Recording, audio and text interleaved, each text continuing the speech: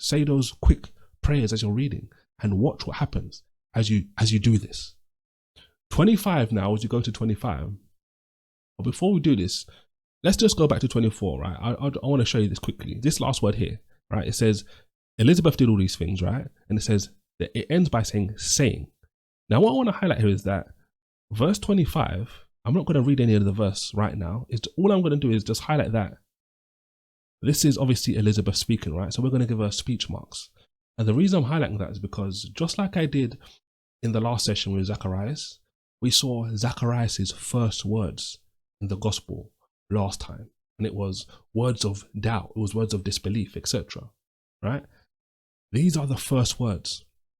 These words here are the first words, verse 25, of Elizabeth in the narrative. It's so funny because there's a subtle contrast between how Zacharias reacted to the miracle, right? The supernatural event that he had, and how Elizabeth is reacting to the supernatural event that happened to her personally. Now, I don't want you to mistake me as well. The Bible's already said that both of these individuals were righteous. They were both righteous, right? They were obviously not perfect, but you can see the difference in both of these two scenarios. It's almost like Zacharias took the hit and it helped Elizabeth strengthen her faith. Because what is she saying? Zacharias' first words in the gospel were doubt and disbelief, but her words were different. She here, as you can see, let's read it now for the first time. She is rejoicing. She says, "Thus has the Lord dealt with me in the days wherein he looked on, to take away my reproach among men." She's praising God and saying, look, Lord, you've done it. You did it for me. You looked upon me. You saw my reproach. You saw the disdain, right? The disgust that people would look at me, the opinions of people around who would be thinking and expecting Zacharias to divorce her because she hasn't produced him any children.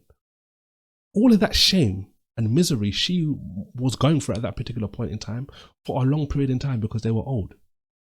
At this point in time, she's reverencing God and saying, God, you did it. And this is what we need to do as Christians more and more every day. I'm telling you, we need to live life thankful for what God has done. Not only for the great miracles that God may do in our lives, but on a daily basis. I did a video, it's probably last year now, and in that video I was just talking about how it's all about your perspective, right? Everything comes down to your perspective. How do you view what's happening to you? Are you viewing it from the lens of, you know what? I'm a child of God, right? And as a child of God, as I behave and walk, right? And live as a child of God, nothing's going to happen to me.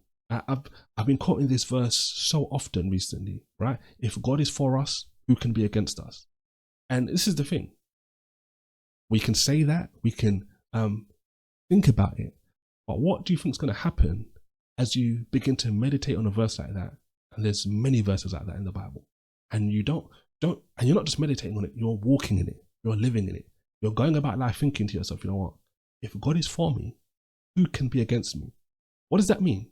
That means and showcases something which I say all the time. God always wins. God always wins. You see, Elizabeth right now is giving you an example. She was mocked and ridiculed for years and years and years.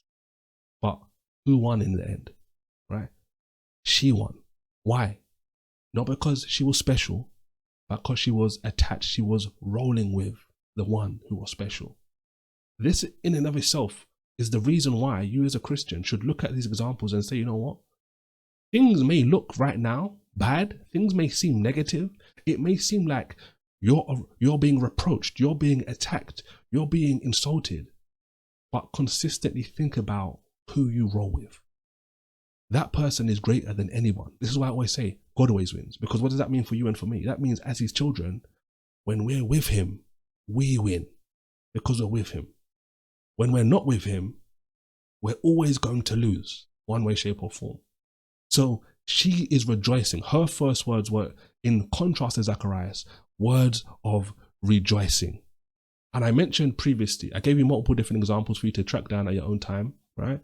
One of them I'll show you because it's pretty much verbatim what Elizabeth is saying from the Old Testament. And this is Genesis chapter 30, verse 22 to 23.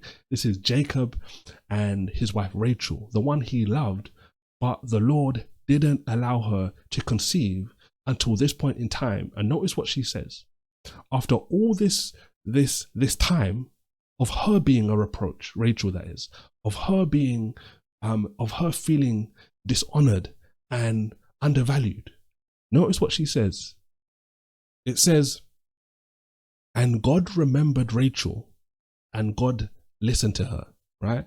And opened her womb, and she conceived, and she had a son, and said, God has taken away my reproach. Doesn't that sound similar, right? It does, doesn't it? She says, God has taken away her reproach. You see, she was reproached previously, but not anymore. And this is not a surprise by the Bible speaking about Elizabeth as somebody who's righteous. You see, she knew God's word. She could think about God's word. So when things are happening to us, what do you think we need to do? When we're successful, like she is right now, she's conceived, we need to remember to speak goodness, to speak good words, powerful words, uplifting God. Why? Because God is the one who's doing it. When we're in trials, when we're in tribulations, what are we supposed to do? Right? Jesus said, don't fear. He said, I have overcome the world. Right? He says, in the world you may have tribulation, but don't fear.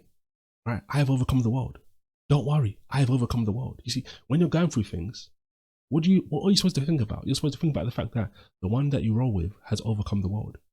And if he's overcome the world and you serve him and you're with him, as he overcomes the world, as he is acting out his plan, we are right by his side with him.